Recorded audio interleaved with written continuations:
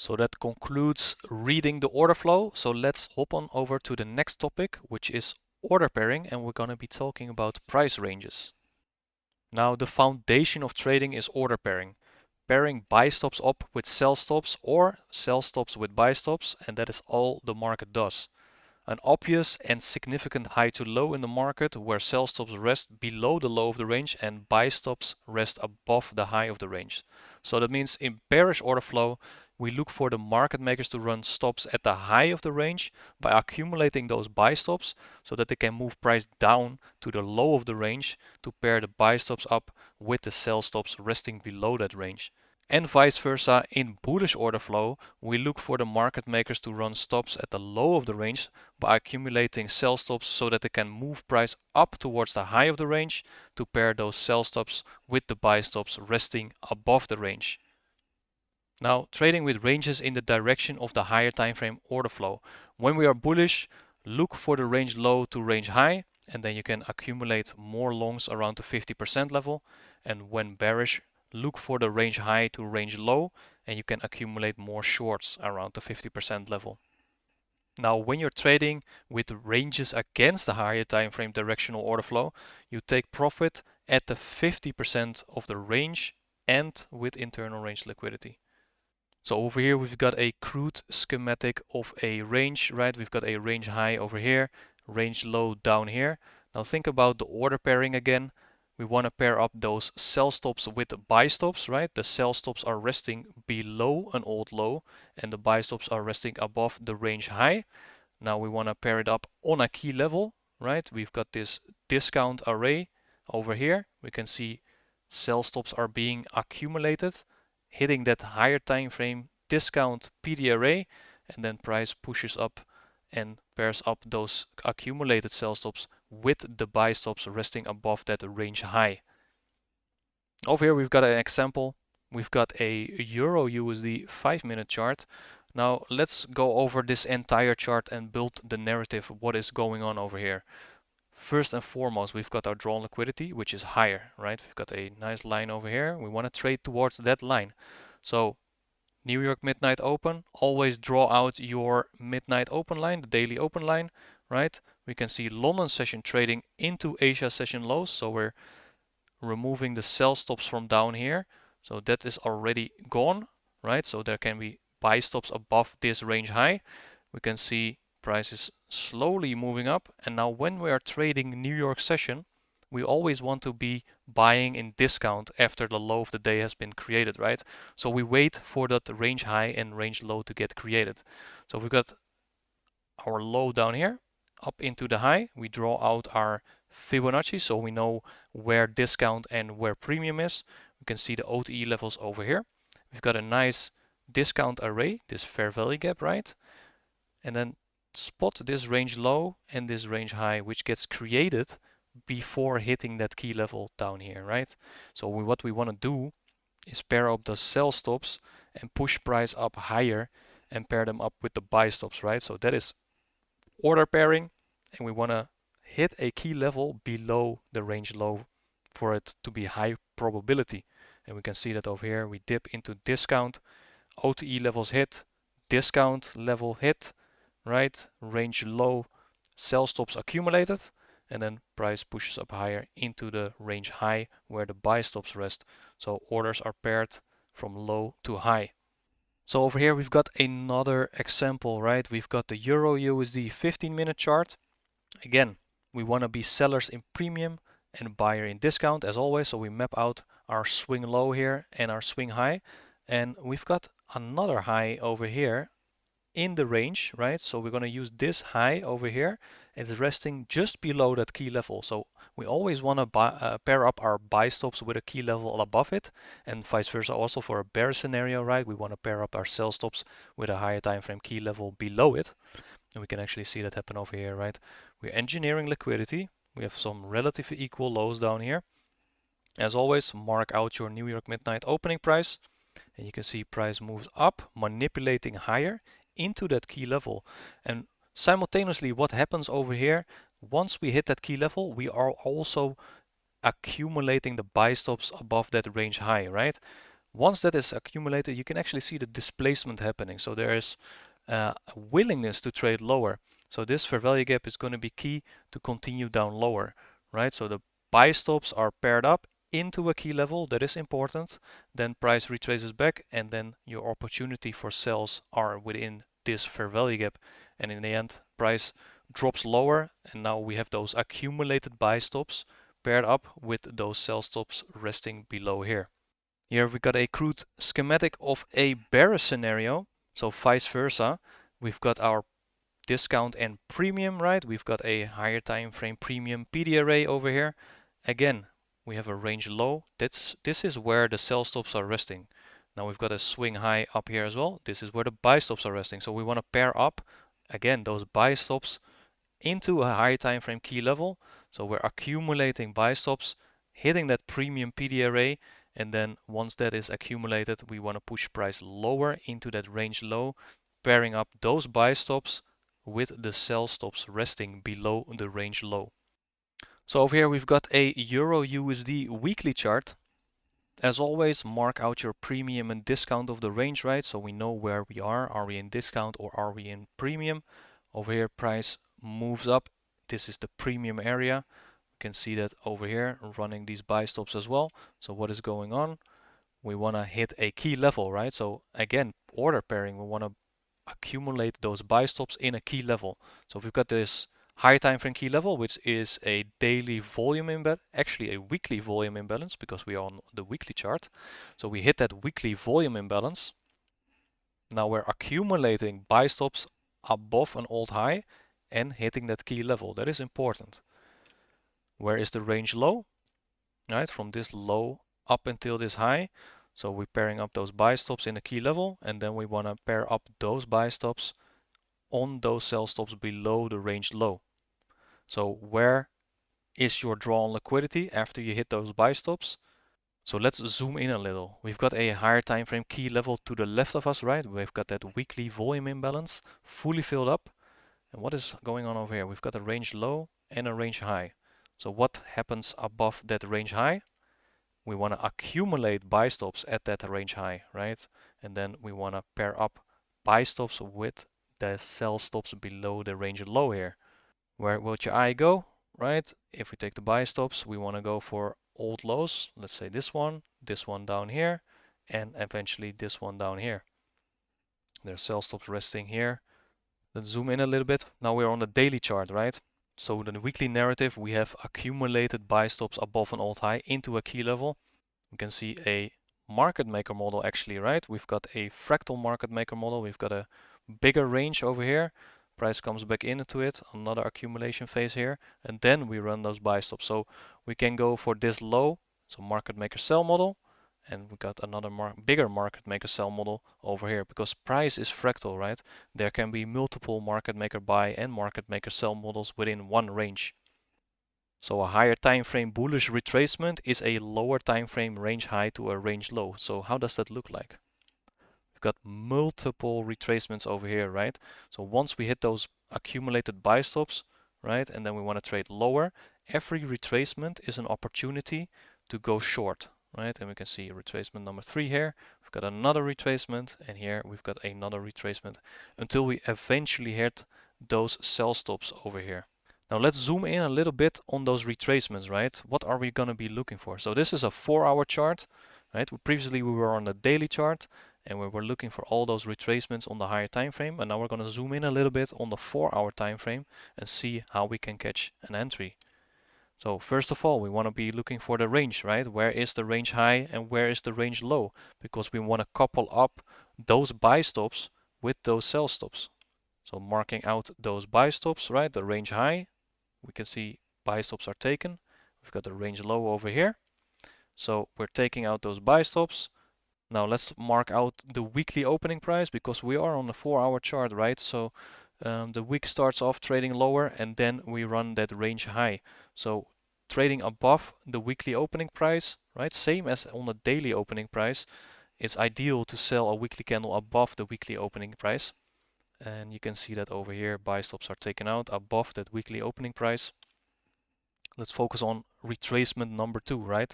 Where is the range we need to trade from? If your eye went to this part and to this part, that is correct, right? There are buy stops resting above these relative equal highs. You can see that retracement on the daily taking out those buy stops, right? So we're accumulating buy stops over here, and then we have sell stops resting on the range low. Again, mark out that weekly opening price, see where the retracement happens, ideally above the weekly opening price, pairing up those buy stops, and then the rest of the week can decline lower. So if you're unsure where the weekly candle might draw into, you can wait for a retracement on the daily, right? Taking out buy stops, and then the rest of the week should be clearer for your draw on liquidity. Retracement number 3, again, try to spot where the range high and where the range low is. Right, your eye should go to this high over here and these lows down here. Again, at a high, buy stops, right? We can see that over here. Buy stops accumulated, and now we want to pair up those buy stops with the sell stops. Marking out the weekly opening price, again, we want to be a seller on the higher time frame above the weekly opening price. So we're pairing up the buy stops up here, and then price declines lower, and this is that daily retracement, right? On a weekly chart, the daily retracement, and then you try to catch this move down, pairing up the buy stops with the sell stops. So over here we've got a monthly chart for ES, right? First of all, draw out your premium and discount. As always, we need to know where are we in the range, and key thing to note, we want to see SMT, right? So we have SMT on this low and this low. So we know there is a high probability that we are gonna trade higher from here because we hit a internal range liquidity pool, right? That monthly fair value gap over here. So how does that look like on a lower time frame? Let's head on over to the daily because that is lower time frame than the monthly. Again, premium and discount, right? This low up until this high. We want to be looking for opportunities once we hit the discount of the range. So we can see that over here, right? We've got another SMT formed, so it makes it even more high probable we're going to trade up higher. Mark out your external range liquidity, right? Over here, buy stops are resting above here. So we want to go external, but we can go from internal to external. So if we zoom in into the 1 hour chart, how does this look like, right? We've got that external range liquidity where those buy stops are resting. Just like in the previous slide, right? This is on a 1 hour chart, and then we have that fair value gap on the daily time frame over here. So how are we going to look for an opportunity? Ranges are fractal as well, so what happens on the daily, monthly can also happen on the 1 hour, on the 15 minute. So now we need to spot our ranges, right? So first of all, what happens in this whole narrative? We are aiming for the external range liquidity up here, but we want to pair up sell stops before we go to those buy stops, right? So over here, we take out this all low, which means we are accumulating those sell stops to pair them up with the buy stops above here. Where does the opportunity lie, right? In the retracement, just like we showed on the daily chart earlier. Now we can do the same thing on the 1 hour chart. So what do we notice over here in this retracement, right? We've got a range again, right? Sell stops resting below that old low, and we want to pair up those sell stops with the buy stops on the range high. So fractally, the same thing is happening over here, right? On the higher time frame, it happened from old high to old low, and now here the same thing. We're accumulating those sell stops for pairing it up with the buy stops. Zooming in a little bit more. As always, mark out your daily opening price. Ideally, be a seller below daily opening price and a buyer above it. And we can see below daily opening price, sell stops get accumulated on this old low, and then we're pairing it up with the buy stops above that range high. Now we just covered this little retracement over here, right? And what do we see over here? Do we see something similar happen? If your eye went to this low and then up until this high, that is a nice spot, right? We've got a key level again, and then we want to pair up sell stops in a key level to go to the buy stops on that range high, right? So zooming in again, right? We've got those sell stops down here on the range low. You see that accumulation of sell stops over here, breaking up higher, and then we are good to go higher. We're respecting those down close candles as well, right? Using the PDRA matrix, what we learned in the previous video on how to read the order flow. And once we accumulate those sell stops, we want to pair it up with the buy stops, right? That's above here. So now let's talk about counter trend trades and small scalps. And we're going to be specifically talking about the MMXM traders Twitter model, the X model. So here we have the tweet, right, outlining what the exact model is. We want to see a previous day high or low, that is an external rate liquidity pool, into a 1 hour bullish or bearish fair value gap, which is internal range liquidity. Then we wait for a 15-minute market structure shift with SMT and only short above New York midnight or long below it.